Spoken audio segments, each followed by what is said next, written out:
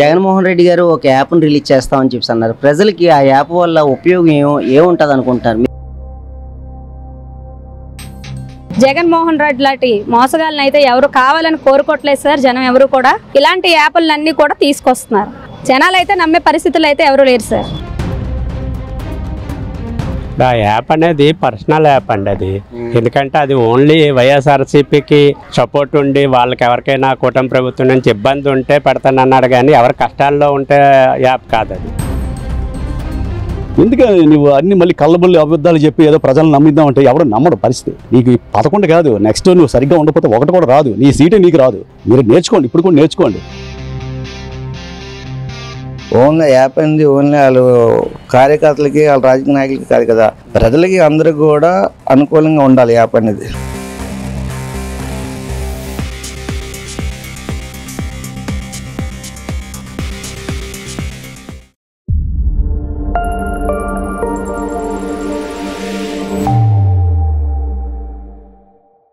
జగన్మోహన్ రెడ్డి గారు ఒక యాప్‌ని రిలీజ్ చేస్తామని చెప్పేసి చెప్తున్నారు. ప్రజలకు ఏ కష్టం వచ్చినా సరే ఆ యాప్‌లో చెప్తే ఖచ్చితంగా మేము తర్వాత మా గవర్నమెంట్ వచ్చిన తర్వాత మళ్ళీ ఆ యాప్‌ని ఓపెన్ చేసి ఎవరెవరికి ఏ సమస్యలు ఉన్నాయో ప్రభుత్వ అధికారులు కానీ నాయకులు కానీ ఎవరైతే ఇబ్బంది పెట్టారో ఖచ్చితంగా వాళ్ళని నిలదీసి అడుగుతాము, వాళ్ళంతా తేలుస్తామని చెప్పేసి జగన్మోహన్ రెడ్డి గారు అంటున్నారు. దీన్ని మీరు ఎలా చూస్తారు?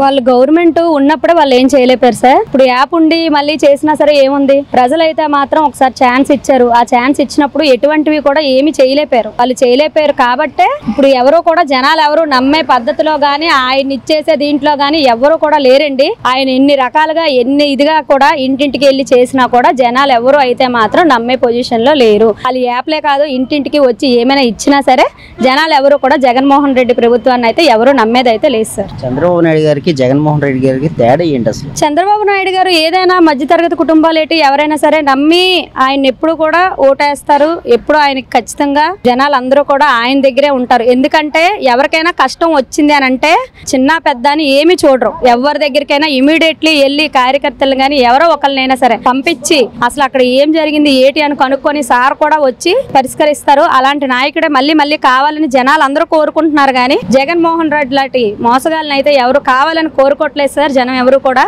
ఇదంతా వాళ్ళు రారు మళ్ళీ అన్న నమ్మకం వాళ్ళకి లేదు కాబట్టే ఇలాంటి యాప్లన్నీ కూడా తీసుకొస్తున్నారు.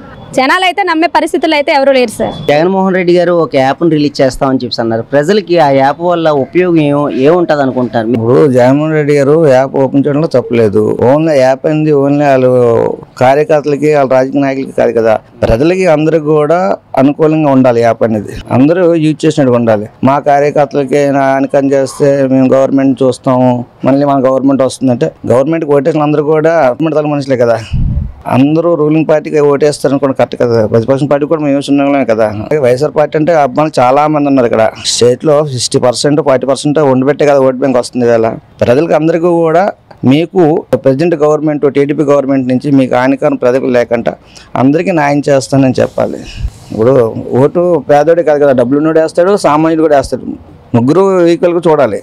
అంతేగాని మీ పార్టీ కార్యకర్తలు అంత ఉంటారు ఏ పార్టీకైనా. అంటే ప్రధానంగా ఈ యాప్ వల్ల ఉపయోగం ఏమంటారు? అదే మీ యాప్ వల్ల ఉపయోగం అంటే 30% 20% మీ కార్యకర్తలు మీ నాయకులు ఉంటారు. మిగతా 70% మాలాంటి వ్యక్తులు ఉంటాం. మా పరిస్థితి ఏంటి? అందుకని అలాంటివి అనుకోకుండా మీ పరిపాలన మీరు జాగ్రత్తగా ప్రజల్లోకి వెళ్ళిపోండి. గతంలో ఎలా చేసుకెళ్ళిపోయారో పార్టీ రూలింగ్ రాకముందు ప్రజలు ఎలా కలిపి వెళ్ళిపోయారో అలాగే ప్రజల్లోకి వెళ్ళారనుకోండి, మీకు ఎప్పుడు కూడా ప్రజలు అందరితో మీకు ఉంటాయి. అంతేగాని మీ పార్టీ జెండా పట్టుకున్నాడే మా కార్యకర్త అని కూడా కరెక్ట్ కాదు. ఏ పార్టీ టీడీపీ అవ్వచ్చు, జగన్మోహన్ రెడ్డి వైఎస్ఆర్సీపీ అవ్వచ్చు, నాది బీజేపీ అవ్వచ్చు, నాది ఏ పార్టీ ఆల్ పార్టీ. కానీ మీ పార్టీ జెండా అందరూ మొయ్యాలని ఎవరికి రూలింగ్ రాసి పెట్టలేదండి. ప్రజలన్నా కూడా ఇష్టం వచ్చిన దానికి ఓటేస్తాడు. ప్రజలకు న్యాయం చేసి పెట్టండి అందరూ కలిపి. జగన్మోహన్ రెడ్డి గారికి చంద్రబాబు నాయుడు గారికి తేడా ఏంటంటారు? జగన్మోహన్ రెడ్డి గారికి చంద్రబాబు నాయుడు గారికి తేడా అంటే బోల్డ్ తేడా ఉంటుందండి. జగన్మోహన్ రెడ్డి అంటే కుర్రవాడు, హ్యాపీగా రూలింగ్ చేయాలని కాన్సెప్ట్లో ప్రజలు ఓటేశారు. తమరు ఆ టైంలో 30 సంవత్సరాలు వెనకబడి చూడాల్సిన పని లేదు, నాదే రూలింగ్ అన్నారు. 5 సంవత్సరాలు అబ్బడికి ప్రతిపక్ష నాయకుడు అయిపోయావు, సుఖం లేకుండా అయిపోయింది కదా. మళ్ళీ అలాంటి పరిస్థితి రాకుండా ప్రజలకు చేయాలి. ఇప్పుడు ఇటువైనా నాకు అవకాశం అండి, నేను మంచి పరిపాలన చేస్తాను.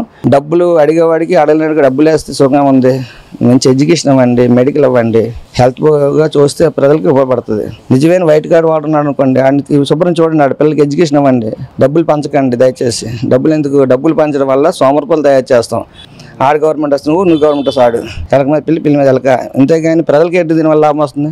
జగన్మోహన్ రెడ్డి గారు ఒక యాప్ని రిలీజ్ చేస్తామని చెప్పేసి చెప్తూ ఉన్నారు. అంటే ఆ యాప్లో ఎవరికైతే ప్రజల సమస్యలు ఉన్నాయో ఆ ప్రజల సమస్యలు ప్రతిదీ కూడా అందులో వాళ్ళు చెప్తూ ఉంటే ఖచ్చితంగా ఇది మా గవర్నమెంట్ వస్తుంది, ఖచ్చితంగా వచ్చిన తర్వాత ఎవరెవరు ఏమేమన్నారో ప్రతి వాళ్ళని కూడా విడిచిపెట్టేది లేదు అన్నట్టు మాట్లాడుతూ ఉన్నారు ఆయన.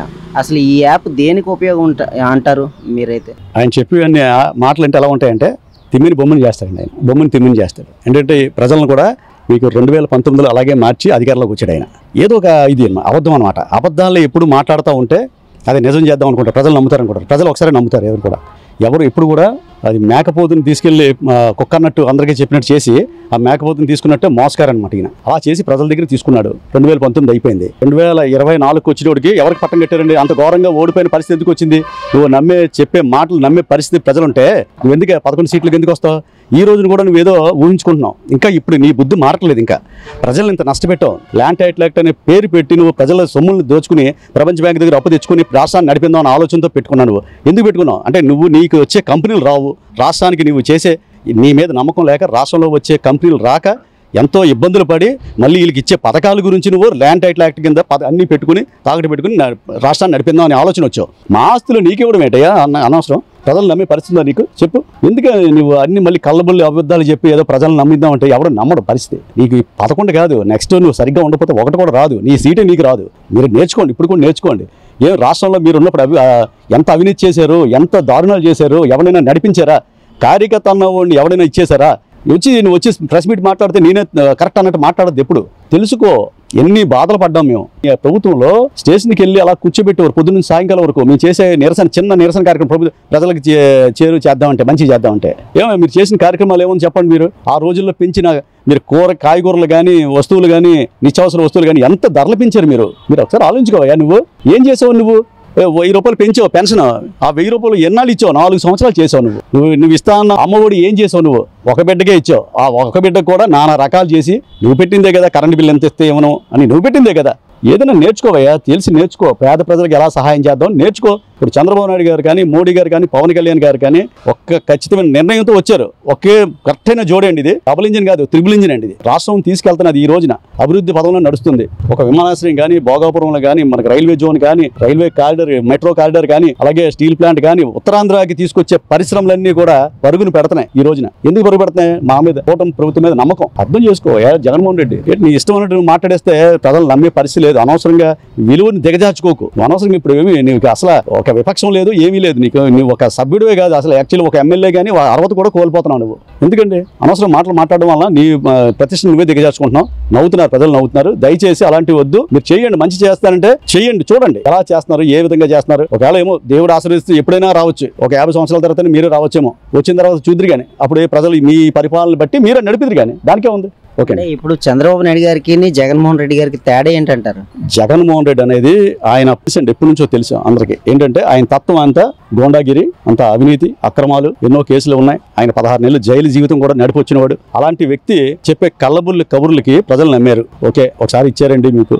ఏం చేశారో మళ్ళీ దారుణాలు ఒకసారి మీరు పేపర్లో చూసుకోండి. ఏమేం చేసాం మనం.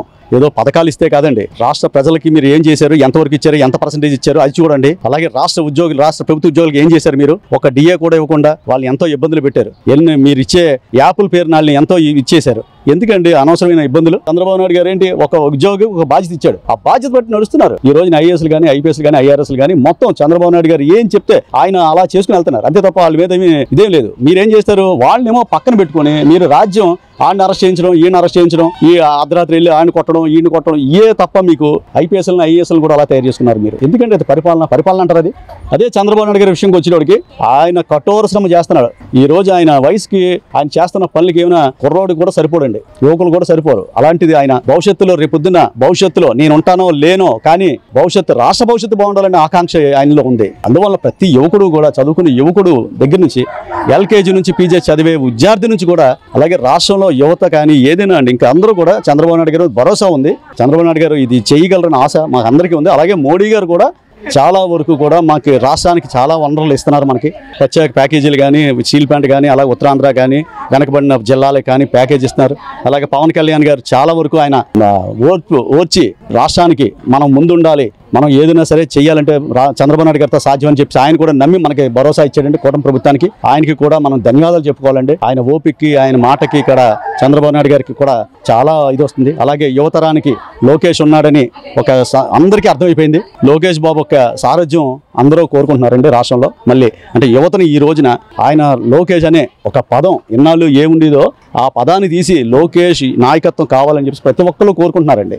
సరే, ఇప్పుడు జగన్మోహన్ రెడ్డి గారు ఒక యాప్ని రిలీజ్ చేస్తామని చెప్పేసి మొన్న చెప్తూ ఉన్నారు. అదే యాప్ వల్ల ప్రజలకి ఎలాంటి ఉపయోగం ఉందంటారు? అంటే కూటమి నాయకులు ఇబ్బంది పెట్టినా, అధికారులు ఇబ్బందులు పెట్టినా, ఎవరు ఇబ్బంది పెట్టినా కూడా మేము ఖచ్చితంగా అధికారంలోకి వచ్చిన తర్వాత యాక్షన్ తీసుకుంటాం, వాళ్ళ మీద తగిన చర్యలు తీసుకుంటాం అని చెప్పేసి మాట్లాడుతూ ఉన్నారు. దీన్ని ఎలా చూస్తారు? ఈ యాప్ దేనివల్ల ఉపయోగం? ఆ యాప్ అనేది పర్సనల్ యాప్ అండి అది. ఎందుకంటే అది ఓన్లీ వైఎస్ఆర్సీపీకి సపోర్ట్ ఉండి వాళ్ళకి ఎవరికైనా కూటమి ప్రభుత్వం నుంచి ఇబ్బంది ఉంటే పెడతానన్నాడు కానీ ఎవరి కష్టాల్లో ఉంటే యాప్ కాదు అది. నాకు తెలిసినంత వరకు ఆ యాప్ ఆయన పర్సనల్ యాప్. ఎందుకంటే ఆయనకి ఓటేయాలి, ఆయన నుంచి ఇబ్బంది పడితే నేను ఉంటారా లేదా అనేది లేదులేండి, ఉండడానికి చాయిస్ లేదు. ఎందుకంటే మరి ముందందరూ ఉన్నారు, అది ఎవరు చట్టాల నుంచి వీటి నుంచి తప్పించుకోరు. మన పర్సనల్ ఒపీనియన్ ఎక్కడా చెల్లదు. ఆయన ఉంటే పర్సనల్ గా ఆయన ఎక్కడో నోట్ చేసుకొని చెప్పవలసిన అవసరం లేదండి ఎవరున్నారు ఎవరు లేరు అని. అది కూటమి ప్రభుత్వం నుంచి దాటి రావడం కూడా చాలా కష్టం అండి. ఎందుకంటే ముందో ఛాన్స్ అని ఏదో ఇచ్చారు, అది పొరపాటున ఎన్నిక జరిగిందే ఆయన గెలిచారు. దానివల్ల ప్రజలకి ఏమీ పెద్ద ఇది చేయలేదు. పబ్లిక్ మామూలు ఇండివిజువల్గా ఏదైనా చేయొచ్చు ఎవరికైనా పర్సనల్గా, అది దీనిలో తీసుకోండి. జనరల్గా రోడ్లు మా నెట్వర్క్ అంతా బాగా చేయడం, అన్నీ ఇండస్ట్రీలు పెట్టడం, అందులో ఫెయిల్ అయ్యారు ఆయన. ఓన్లీ ఇప్పుడైతే కరప్షనే కనబడుతుంది ఆయన చేసినవన్నీ. ఆ మద్యం గురించి కానీ ఇది కానీ, ఎందుకంటే అప్పుడు క్లియర్గా చెప్పారు మద్య నిషేధం చేస్తానన్నారు, అది కూడా చేయలేదు. దానికి వాళ్ళు పర్సనల్గా వాళ్ళు డిక్షనరీ పెట్టుకొని వాళ్ళు బిజినెస్ చేసుకున్నారు. అది కూడా జనాల్లో రక్తాల పిండి అందరం చూసాం. ఎందుకంటే పిచ్చెత్తిపోయి జనాలు వీధుల్లో తిరిగేది కూడా చూసాం. ఏమంటే మరి అలవాటు పడిపోయాం మరి అని అలాగా దాన్ని ఇది చేశారు. దాని నుంచి ఏదో జనాలు బయటపడ్డారు. గవర్నమెంట్ మారింది, ఏదో సరిగా నడుస్తుంది. పర్సనల్గా ఏం చేసామని కంటే పబ్లిక్గా ఏం చేసాం ఆయన చెప్తే బాగుండు. నేనేదో కూటమిలో మీకు ఇబ్బంది పెడితే నేను నోట్ చేసుకుంటానో నాకు చెప్పండి అనేది అసలు ఇష్యూ కాదు. ఇష్యూ ఏంటి, మీకు ఏమైనా ఇబ్బంది ఉందా? ఇప్పుడు జనసేన ఉంది, ఆయన డబ్బులు ఉన్నా లేకపోయినా గవర్నమెంట్ దగ్గర ఆయన పర్సనల్ కష్టపడి నీకు కష్టమా అని చేయగలుగుతున్నాడు. అది కావాలి తప్ప మీకు ఏమైనా ఇబ్బందులు పెడితే నాకు ఓటేస్తున్నారు కాబట్టి మీరు దాన్ని నుంచి రిలీఫ్ పొందుతారంటే అది కాదు. ఇవాళ ఆయన ఓటేయొచ్చు, రేపు వేయకపోవచ్చు. ఇప్పుడు మొన్న గెలిచారంటే అందరం ఓటేసాం, సపోర్ట్ చేసాం. ఇప్పుడు చెయ్యం, ఎందుకు చేస్తాం? అది ఏది బాగుంటే అది పర్సనల్గా చూడం కదండి. పర్సనల్గా అనేది టెంపరీ. 10,000 ఇస్తే అది ఆ మంత్ ఇందులోకి వస్తుంది అంతే, మెయింటెనెన్స్లోకి తప్ప అది కాదని నా ఒపీనియన్. పవన్ కళ్యాణ్ గారు మాత్రం ఫ్యూచర్లో బాగా అభివృద్ధి చెందే అవకాశం ఉంది. మళ్ళీ కూటమి ప్రభుత్వమే తప్ప ఇది గవర్నమెంట్ వచ్చే అవకాశం లేదు. ఆయన డెసిషన్ తీసుకునేది మాత్రం, ఎందుకంటే ప్రజలు చేస్తారు కాబట్టి ఆయన వెనకాలే ఉంటారు. ఎందుకంటే ఎవరైతే మంచి చేస్తారో వాళ్ళ వెనకాల ఉంటారు. ఈరోజు నిన్న చూసాం, దుప్పట్లు పంచారు. రగుల అక్కడ దోమల కాటు, ఇప్పుడు వర్ష సీజన్, మళ్ళీ రాబోయే చలికాలం, ఆ మధ్య చెప్పులు పంచారు. ఆయన ఎలా పంచారు? పబ్లిక్కి ఆయన ఓన్ డబ్బులైనా ఖర్చు పెట్టి పంచారు. అది ఏదైనా చెప్తే జనాలు ఆలకిస్తారు కానీ నేను నోట్ చేసుకుంటున్నాను మీకు ఏమైనా ఇబ్బంది అనేది అది కాదండి. లోకేష్ గారి పనితీరు ఏ రకంగా ఉందండి? లోకేష్ గారి పనితీరు బాగానే ఉందండి. మునుపటి కంటే ఇప్పుడు ఆయన కూడా పబ్లిక్లో రావాలి, జనాల్ని ఇది చేసుకోవాలి, వాళ్ళకి ఏదో మంచి చేయాలి అనే అభిప్రాయం ఉన్నట్టు కనిపిస్తుంది పక్క. అందులోనే ఎటువంటి ఇది లేదు, పొలిటికల్గా కానీ ఇదిగా కానీ ఆయన చూడడం లేదని నేను అనుకుంటున్నాను. ఓన్లీ జనాలు అభివృద్ధి చెందాలని మాత్రమే ఆయన అభిప్రాయం కూడా ఉన్నట్టు ఉంది. అదే చంద్రబాబు నాయుడు గారి తర్వాత మళ్ళీ నెక్స్ట్ సీఎం అయ్యే అవకాశం ఉందా లోకేష్ గారికి? అంటే లోకేష్ గారికి కూడా అనుభవం కావాలి. ఇప్పుడు పవన్ కళ్యాణ్ గారి లాగా మరొకసారి ఛాన్స్ ఉండి ఇది ఉండి ఈయన బ్రతుకుండి ఇది చేస్తే మంచిదేనండి. ఫ్యూచర్ లో ఎవరు చేస్తే వాళ్ళే ఏముంది, పడిపోవడానికి జగన్ లాగా ఒక్క ఎన్నిక చాలు, అదేమి ఇది లేదు. ఎవరైనా బయటికి రావచ్చు, పబ్లిక్ లో ఉన్నంత కాలం, తిరిగినంత కాలం, హెల్ప్ చేసినంత కాలం. లోకేష్ గారికి ప్రజలు స్వాగతిస్తారంటారా? లోకేష్ గారే కాదండి, ఎవరు మంచి చేసిన, ఇప్పుడు వీధిలో మనం మంచి చేస్తే మనల్నే స్వాగతిస్తారు. మనం స్వార్థపరులు అయ్యి మనం గవర్నమెంట్ ని మన అండర్ లో పెట్టుకొని దాన్ని ఏదో చేసేయడం వల్ల అభివృద్ధి చెందదు, అది మంచిది కూడా కాదు. రాజకీయంగా ఆయన అప్పటికి ఇప్పటికి ఎలాగ మెరుగుపడ్డారంటారు లోకేష్ గారు? మెయిన్ ఈ జగన్ గారు అనేది కులంతో రాజకీయం అనేది మనకు తెలిసి ఏం పెద్దగా వర్తించదండి. లోకేష్ గారు జనరల్గా అన్ని కులాలు అన్ని మతాలను కలుపుకుంటూ పోతున్నారు కాబట్టి ఫ్యూచర్లో విచ్చుగా అవకాశం ఉందండి. చంద్రబాబు నాయుడు గారికి జగన్మోహన్ రెడ్డి గారికి తేడా ఏంటి? తేడా ఏంటంటే ఇప్పుడు ప్రభుత్వం గవర్నమెంట్ చూసినాక ముందైతే తేడా తెలియక మనం ఓటేసాం. ఇప్పుడు ఆయనకు సీఎం అయినాక తేడా తెలిసింది.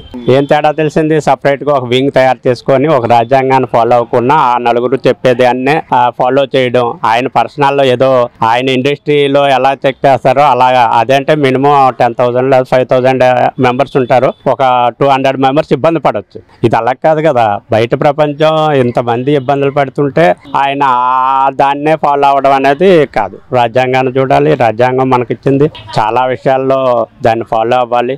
ఏదో అవసరాన్ని గురించి మాట్లాడడం, అవసరం గురించి చెప్పడం కాకుండా శాశ్వతంగా ఉండేటట్టు ఉంటే బాగుంటుందండి. అది నా అభిప్రాయం.